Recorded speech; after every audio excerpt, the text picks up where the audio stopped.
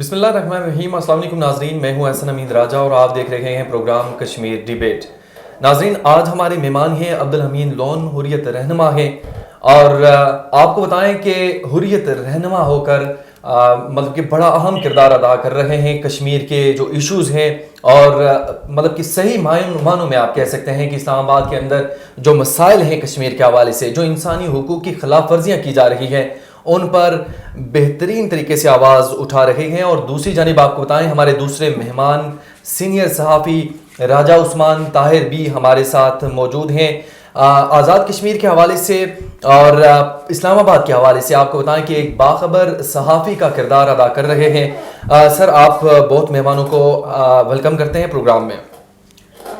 سب سے پہلے ناظرین آپ کو بتائیں گے کہ ہمارے پروگرام کا جو ایجنڈا ہے، دو ایجنڈے ہیں۔ کشمیر کے حوالے سے ہم ڈسکس کرتے ہیں مقبوضہ کشمیر کے حالات پر، اور دوسرا آزاد کشمیر کے جو حالات ہیں موجودہ، جیسے تحریک عدم اعتماد کی سچویشن ہوتی ہے یا وہاں پہ جتنے بھی کرائسس کی سچویشن ہوتی ہے، اس پر بھی ہم ڈسکشن کرتے ہیں۔ تو سر، فرسٹ آف آل میں سٹارٹ کروں گا آپ سے۔ عبدالحمید لون صاحب، میں پوچھوں گا مقبوضہ کشمیر کے حوالے سے، بھارتی فوجیوں نے پونچھ میں 2 نوجوانوں کو شہید کر دیا ہے۔ یہ سچویشن ہے، دن بدن ایسی ہی سچویشن ہے اور بڑھتی جا رہی ہے۔ آپ کیا کہیں گے کہ اس سچویشن کو روکنے کے لیے پاکستان کا کردار کتنا اہم ہے؟ بسم اللہ الرحمن الرحیم۔ شکریہ احسن۔ دیکھیں، مقبوضہ کشمیر میں یہ خونی کھیل کئی صدیوں سے جاری ہے۔ یہ کوئی آج کا واقعہ نہیں ہے۔ آئے روز وہاں لوگوں کو قتل کیا جاتا ہے، ماورائے عدالت جعلی مقابلے ہوتے ہیں، اسی طرح سے تشدد، مار داڑ۔ وہاں تو بنیادی حقوق ہی سلب ہے لوگوں کے۔ وہیں پونچھ میں انہوں نے 2 بچوں کو فیک انکاؤنٹر میں مارا۔ اس سے پہلے انہوں نے 6 لوگوں کو مارا، حالانکہ وہ غیر مسلم تھے۔ مگر اس تحریک آزادی کو بدنام کرنے کے لیے یہ کیا کھیل کھیل رہے ہیں، ہم سب یہ دیکھ بھی رہے ہیں، اور دنیا پہ بھی یہاں ہے بھارت کی ریاستی دہشت گردی، اس کی مکاری۔ تو وہی مقبوضہ کشمیر کی صورتحال 5 اگست 2019 کے بعد بدل گئی ہے، جہاں ایک نئی صورتحال نے جنم لیا۔ فریڈم آف ایکسپریشن کو چھین لیا گیا ہے، وہاں پر انسانی حقوق کی دھجیاں اڑائی جا رہی ہیں، وہاں پر ریلیجس رائٹس بھی سلب ہیں، فریڈم آف پریس نہیں ہے، فریڈم آف سپیچ نہیں ہے، وہاں ایجوکیشن بھی متاثر ہے، لوگوں کو گرفتار کیا جاتا ہے، وہاں ڈریکونل لاز نافذ ہیں، UAPA، PSA، افسفا، جس کے تحت بھارتی قابض افواج کسی کو بھی گرفتار کر سکتی ہے، مار سکتی ہے، کوئی پوچھنے والا نہیں ہے۔ اور سب سے بڑی دنیا کی فوجی چھاونی اس وقت کشمیر جو ہے کہلاتی ہے۔ تو وہاں آپ خود اندازہ کریں، جہاں ہر چوراہے پہ، ہر گھر کے باہر فوجی کھڑا ہو، ہر ناکے پہ فوجی کھڑا ہو، اور لوگوں کی تذلیل ہو، خواتین کے ساتھ دست درازی ہو، بے حرمتی ہو، چادر اور 4 دیواری کا تقدس بھی پامال کیا جاتا ہے۔ تو وہیں کشمیری دنیا کی طرف دیکھ رہے ہیں کہ بین الاقوامی برادری شاید آگے آئے گی، جہاں ورلڈ باڈی اس کی ضامن ہے، یونائٹڈ نیشنز۔ تو اگر ہم پاکستان کے کردار کا دیکھیں تو پاکستان کی کشمیر کاز کے حوالے سے کاوشیں بڑی قابل تحسین ہے۔ پاکستان ایک تو فریق بھی ہے، ہمارا محسن بھی ہے، وکیل بھی ہے۔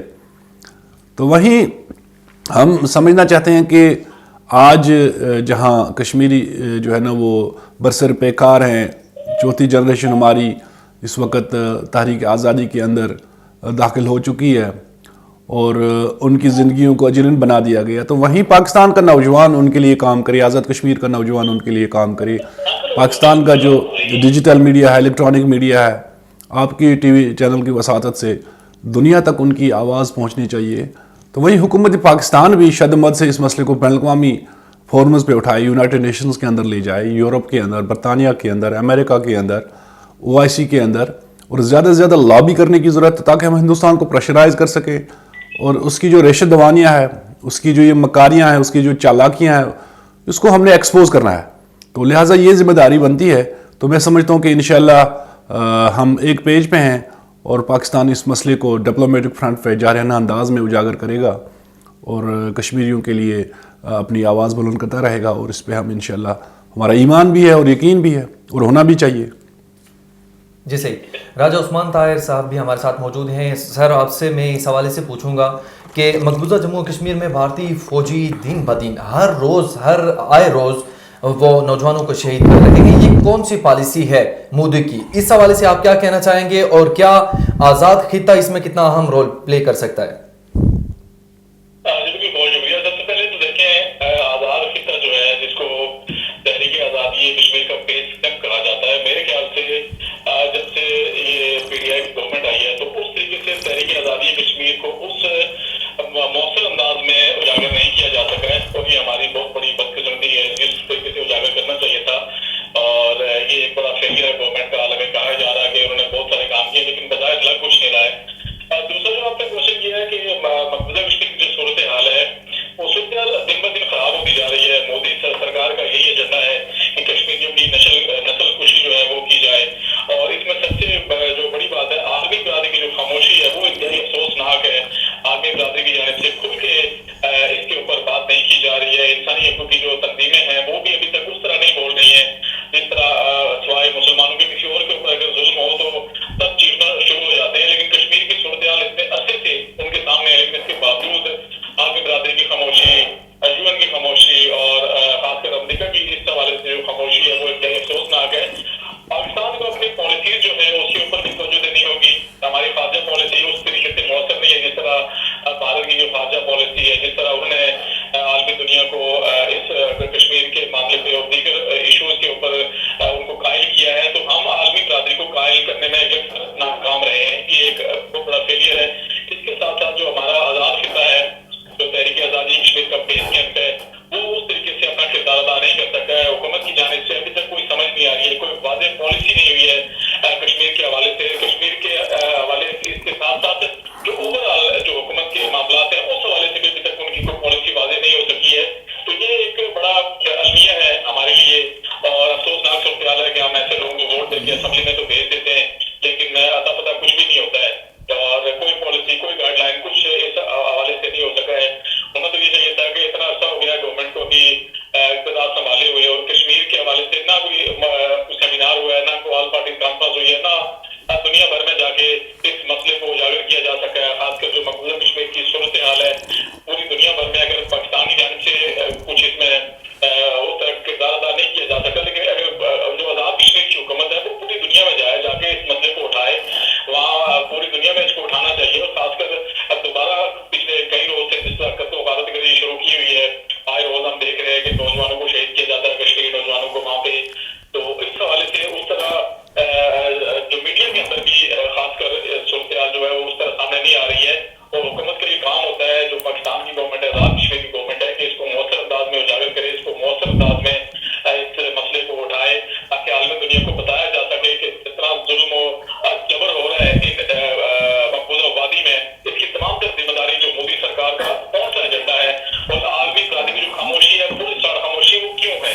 یہ ایک بڑا سوچنے کا مقام ہے ہمارے لیے بھی، ہماری آزاد کشمیر حکومت کے لیے بھی، اور پاکستان گورنمنٹ کے لیے بھی، کہ ہم اپنے خارجہ پالیسی کے اوپر ریویو کریں تاکہ عالمی برادری کو ہم قائل کر سکیں مسئلہ کشمیر کے حوالے سے. اور خاص کر جو بھارت میں ظلم و ستم ہو رہے ہیں، اور ابھی تک جو مسئلہ کشمیر کے اوپر بھارت کی جانب سے جو ان کو میں نہ ماننے والی جو بات ہے، یہ آخر کب تک چلے گی؟ کشمیریوں کی کئی نسلیں جو ہیں وہ قربانی دے چکی ہیں، اور اب یہ ایک سوچنے کا مقام ہے.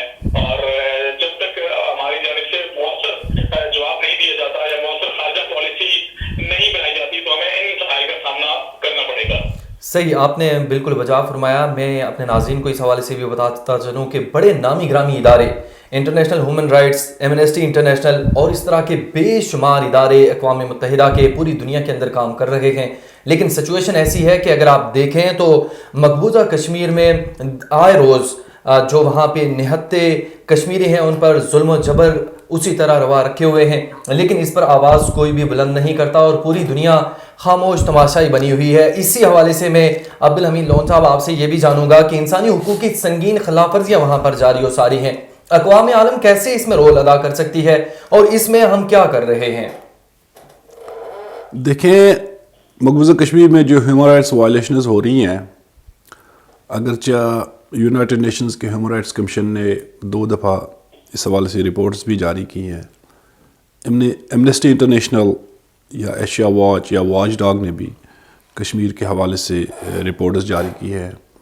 وہی ہندوستان نے ان اداروں کو کبھی ایکسیس نہیں دیا وادی کا کشمیر کا، وہاں کے حالت زار کو وہ دیکھتے.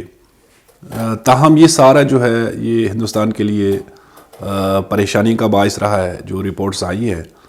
وہیں بین الاقوامی برادری نے کوئی پریشر بھی نہیں کیا ہندوستان پہ، جہاں ان کے جو فورسز اہلکار ہیں یا جو فوجی افسران ہیں وہ وار کرائمز میں ملوث ہیں، وہ وہاں پر ماس ریپس میں ملوث ہیں، وہ وہاں پر جعلی مقابلے روز جو ہے نا وہ کرواتے ہیں.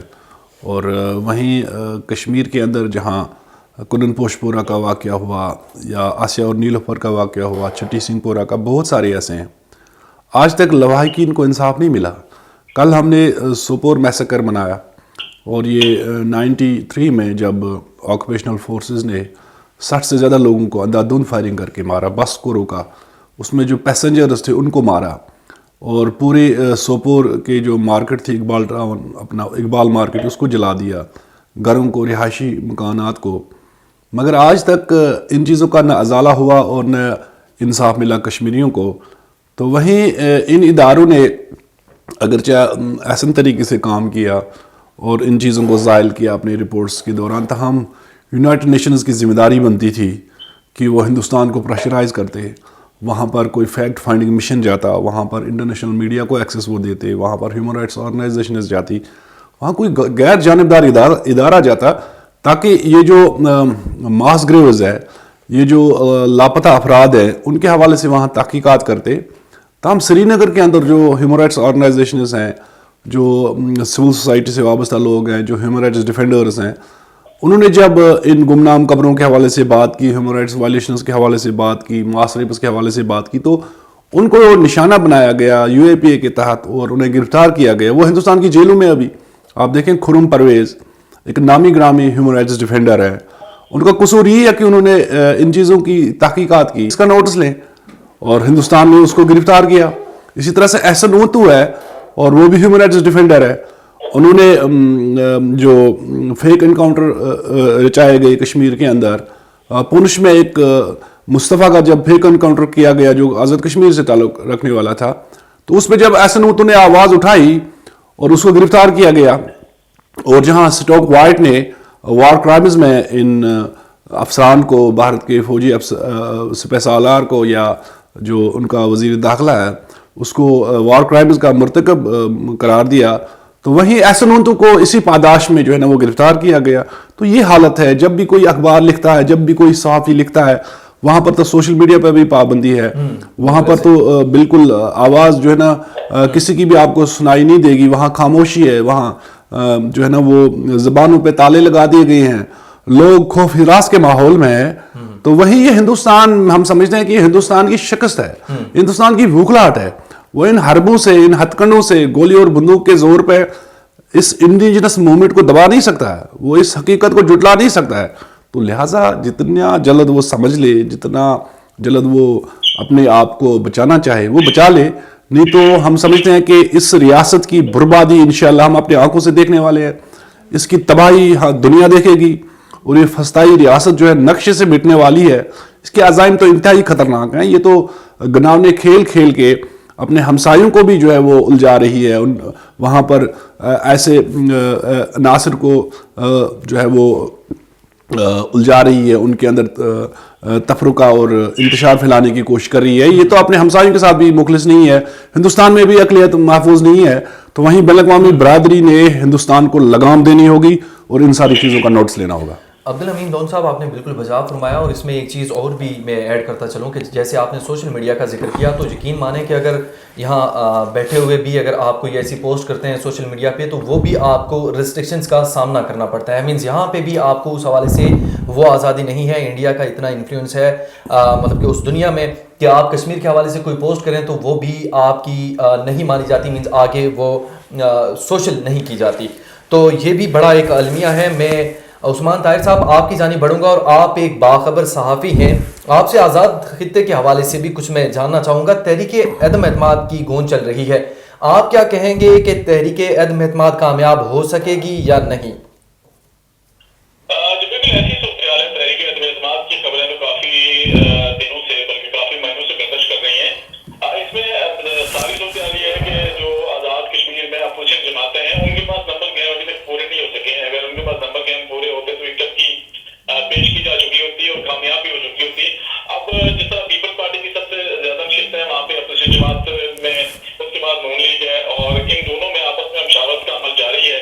अब बज़ाहिर हमारी जिन लोगों से रिसोर्सेज से बात हुई है उनका भी यही कहना है कि अभी तक ब्रिगेड के नाम के ऊपर इत्तेफाक नहीं हो रहा है, और इसके साथ साथ जो एक फॉरवर्ड ब्लॉक बनेगा पीटीआई की जाने से, जब तक पीटीआई के जो फॉरवर्ड ब्लॉक नहीं बनता है 7, 8, 9, 10 बंदों का, तो तब तक तो तरीके अदम की सूरत पेश ही नहीं हो सकती है। 27 नंबर पूरे करने हैं अपोजिशन को तरीके अदम कामयाब करने के लिए। 20 अपोजिशन के अरकान है और 7 अरकान उनको चाहिए होंगे किसी भी सूरत जब तक फॉरवर्ड ब्लॉक नहीं बनता है। तो इस हवाले से हमारे नून लीग की जो रहनुमा है उनसे भी बात हुई है, पीपल्स पार्टी के लोगों से भी बात हुई है। उनका ये कहना है कि पीटीआई के कम अज कम 12 से 15 बंदे जो है वो हमसे राब्ते में है, लेकिन अब तक वो खुल के सामने आए नहीं है। आपको देखना ये है कि वो कब तक बगावत का ऐलान करते हैं, कब ये फॉरवर्ड ब्लॉक बनता है। और तनवीर इलियास हुकूमत से वो नाला, काफी सारे लोग नाला है, उनके गुजरा नाला है, उनके एमएलए जो है वो भी नाला है, लेकिन कहा यह जा रहा है कि बहुत जल्द जो है एक फॉरवर्ड ब्लॉक बनेगा, और फॉरवर्ड ब्लॉक जब तक नहीं बनेगा तब तक ना तहरीक अदम पेश की जा सकती है, ना कामयाब हो सकती है। फॉरवर्ड ब्लॉक बन जाता है तो फिर तहरीक अदम की कामयाबी की जो सूरत है वो यही बात है कि 200% यकीनी है, क्योंकि फॉरवर्ड ब्लॉक के साथ 8, 9, 10 बंदे जब तक आएंगे अपोजिशन के साथ।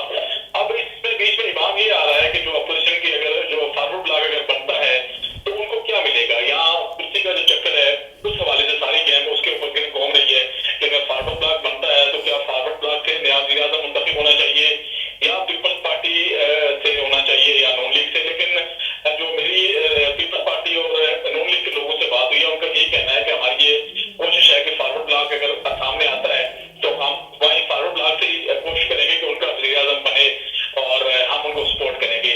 तो अब 20 बंदे अपोजिशन के जो तैयार बैठे हैं, अब देखना यह है कि फॉरवर्ड ब्लॉक कब तक बनता है, कब तक लोगों ने राब्ता तो किया है अपोजिशन के लोगों से, अपोजिशन जमातों के जो अरकान है उनसे राब्ते में है पीटीआई के फॉरवर्ड ब्लॉक के लोग, लेकिन अभी तक वो खुल के सामने नहीं आ रहे। कोई वजूहात अभी तक सामने नहीं आ सके, क्या वजह है कि वो खुल के सामने क्यों नहीं आ रहे हैं। लेकिन ये कहा ही जा रहा है कि बहुत जल्द जो है वो एक फॉरवर्ड ब्लॉक का ऐलान होगा। फॉरवर्ड ब्लॉक के ऐलान होने के साथ ही तहरीक अदम पेश कर दी जाएगी, और ये तो कंफर्म है कि जैसे ही अगर फॉरवर्ड ब्लॉक बनता है तो फिर तहरीक अदम कामयाब तो हर सूरत हो जाएगी, क्योंकि उनको सिर्फ 7 बंदों की जरूरत है। 20 अपोजिशन के अरकान पहले ही मौजूद है और 27 नंबर पूरे करने होते हैं तहरीक अदम के लिए। तो ये सूरत है। इसके साथ साथ जो ब्यूरोक्रेसी है उसमें भी बड़ी बेचैनी पाई जाती है। जिस तरह वज़ीर आज़म साहब टाइम नहीं दे पा रहे हैं, ना वो अपने सेक्रेटरीट में बैठते हैं और ना जो है ब्यूरोक्रेसी से उनकी मीटिंग जो तय होती है ना वो हो पा रही है। तो इस तरह इस हवाले से मैं आपको ये बताता चलूँ कि थोड़ी सी उनमें जो है तशवीश की लहर जो है वो पाई जा रही है कि क्या वजह है कि क्यों तनवीर इलियास साहब राजा उस्मान ताहिर साहब ऑफिस को और ब्यूरोक्रेसी से मीटिंग जो है वो क्यों नहीं हो रही है। पिछले दिनों भी कुछ ब्यूरोक्रेट से हमने रब्ता किया था, उनका भी यही कहना था कि ऐसे जो प्रोजेक्ट्स हैं जो ऑन गोइंग है जिनके ऊपर वज़ीर आज़म जब तक साइन नहीं करेगा ना उनका बजट रिलीज होगा और ना उन प्रोजेक्ट्स को आगे हम कुछ कर सकते हैं। तो ये एक बहुत अहम इशू है ब्यूरोक्रेसी के लिए भी, और इस इशू को भी सामने लाया जा रहा है। और साथ ही साथ जो गवर्नेंस के मामला हैं वो भी ये तनवीर इलियास साहब की गवर्नमेंट वही गवर्नमेंट है कि जिसने ये कहा था कि न्याजी साहब की जो गवर्नेंस है वो बैड गवर्नेंस की वजह से हम उनको तब्दील कर रहे हैं। तो आज कल फिर वही ऐसी सूरत हाल है कि जो गवर्नेंस की तब्दीली का नारा लगा के आए थे और अपने ही वज़ीर आज़म के खिलाफ तहरीक अदम पेश की थी, अब भी सूरत हाल ये है कि गवर्नेंस का वहाँ बहुत बड़ा फुकदान है, और इसी फुकदान की वजह से जो पीटीआई के अपने एमएलए हैं वो उठ के खड़े हो रहे हैं और वो ये चाह रहे हैं कि एक तब्दीली होनी चाहिए और इलियास हुकूमत को जो है वो चलता करके तहरीक अदम पेश करके किसी नए वज़ीर आज़म को मुंतखब किया जाना चाहिए ताकि आज़ाद कश्मीर के जो मामला हैं वो स्मूथली चलाए जा सकें। और जिस तरह मैंने पहले भी आपको बताया कि उस तहरीक आज़ादी का बेस कैंप होने के नाते उस हवाले से भी किरदार अदा नहीं किया कर सकी है ये मौजूदा हुकूमत जो है। तो इस तरह लोगों में बड़ी तशवीश की लहर पाई जाती है, और तहरीक अदम के हवाले से कहा जा रहा है कि होमवर्क मुकम्मल हो गया है। फॉरवर्ड ब्लॉक के लोगों का इंतजार किया जा रहा है, जैसे ही वो फॉरवर्ड ब्लॉक का बाज़ाब्ता ऐलान होता है तो तहरीक अदम पेश कर दी जाएगी। उस्मान ताहिर साहब, ये ब्यूरोक्रेसी का नाला होना यही वजह है तहरीक अदम की या कोई और वजह है? अगर इनकेस मिसाल के तौर पर कामयाब हो भी जाती है तो क्या कोई तब्दीली रहनुमा हो सकती है वहाँ पे? क्या पाकिस्तान जैसे ही हालात होंगे? इन शॉर्ट इस हवाले से जवाब दीजिएगा। देखिए, जिस तरह गवर्नमेंट तनवीर इलियास की, उनका तो यही कहना है कि हमें फंड नहीं मिल रहे हैं, लेकिन हमने जो अपने तौर के ऊपर जराये से मालूम किया है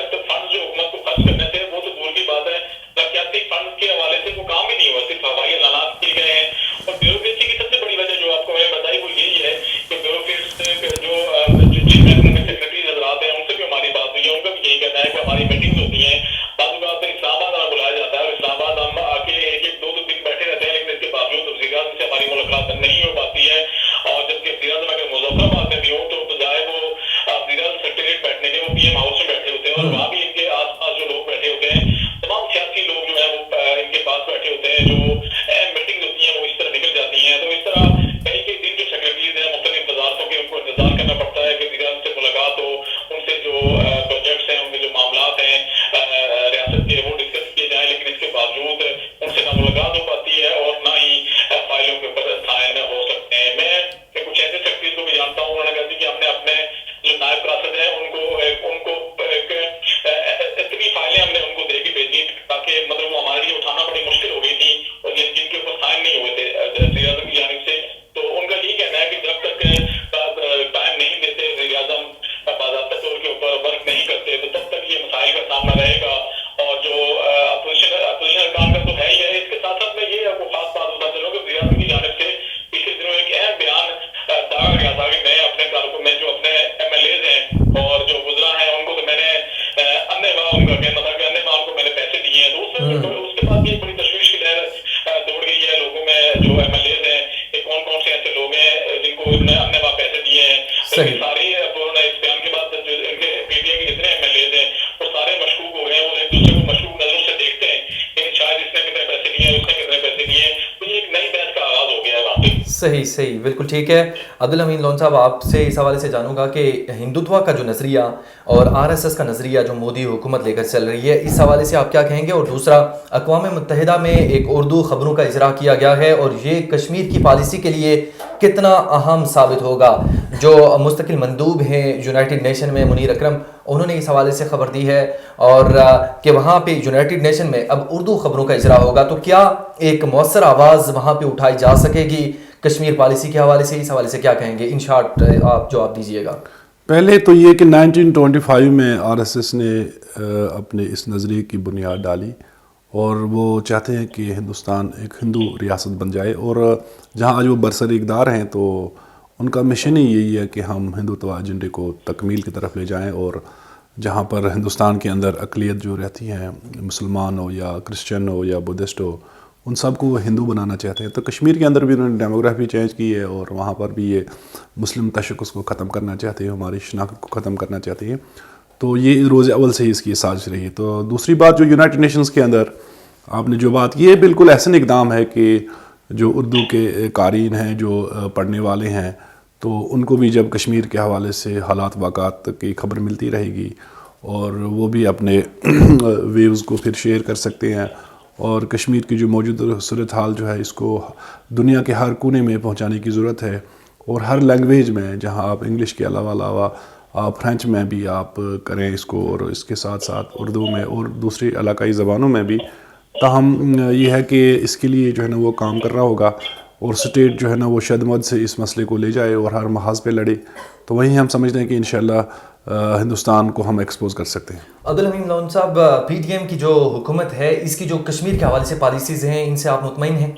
देखें, हम समझते हैं कि पाकिस्तान कभी भी कश्मीरियों को तनहा नहीं छोड़ेगा। पाकिस्तान हमारा मौसन भी है, वकील भी है और अहम फरीक भी है। उतार चढ़ाव आते रहते हैं, लेकिन यह है कि पाकिस्तान कभी भी कश्मीर पे कोई कंप्रोमाइज़ नहीं करेगा। और वहीं हम समझते हैं कि जो मौजूदा हुकूमत है, जहाँ जो foreign minister Bilawal Bhutto Zardari vote हासिल की कश्मीर पे, उन्होंने जो है वो हिंदुस्तान को आड़े हाथों लिया, इंसानी हुकूक के हवाले से बात की है। इस तरह से उन्होंने जयशंकर को आड़े हाथों लिया, मोदी को याद दिलाया कि आप गुजरात की बात करें, और जहाँ हिंदुस्तान के अंदर दुनिया ने देखा कि किस तरह से उन्होंने कत्ल गारतगरी की बातें की, दहशतगर्दी की बातें की। तो वही हम समझते हैं कि हम कामयाबी की तरफ बढ़ रहे हैं। हमने डिप्लोमेटिक फ्रंट पे काम करना है, हमने दुनिया के अंदर इनवॉइस भी भेजने हैं, हमने आज़ाद कश्मीर की लीडरशिप, जिस तरह से उस्मान साहब कह रहे थे कि आज़ाद कश्मीर की लीडरशिप, हुर्रियत की आदत, उसके साथ साथ पाकिस्तान के जो फॉर्मर डिप्लोमेट हैं या जो वेल वर्सेड पार्लियामेंटेरियन हैं, वो दुनिया के अंदर जाएँ, लॉबी करें, अमेरिका, यूरोप, बरतानिया, OIC के अंदर, और हम समझते हैं कि इंशाल्लाह हम हिंदुस्तान को टफ टाइम दे सकते हैं और कश्मीर को जो है ना इंटरनेशनल प्लेटफॉर्म्स पे शदमत से उठा सकते हैं। नाज़रीन, आज के प्रोग्राम में हमारे साथ मौजूद थे अब्दुल हमीद लोन, हुर्रियत रहनुमा और सीनियर सहाफ़ी राजा उस्मान ताहिर। आपका बहुत बहुत शुक्रिया, आप प्रोग्राम में आए। नाज़रीन, यकीनन प्रोग्राम आपको पसंद आया होगा। अगले प्रोग्राम के लिए इजाज़त दीजिए। अल्लाह निगहबान।